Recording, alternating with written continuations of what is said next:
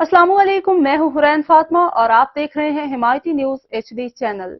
नजर डालते हैं आज की अहम खबरों पर।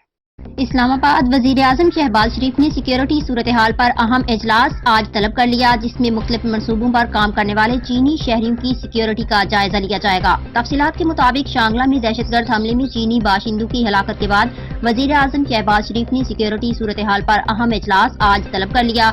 इजलास में वज़ीर दाखिला समेत अहम सिक्योरिटी हुक्काम शरीक होंगे, जिसमें मुल्की दाखिली समेत सलामती की सूरत हाल का जायजा लिया जाएगा।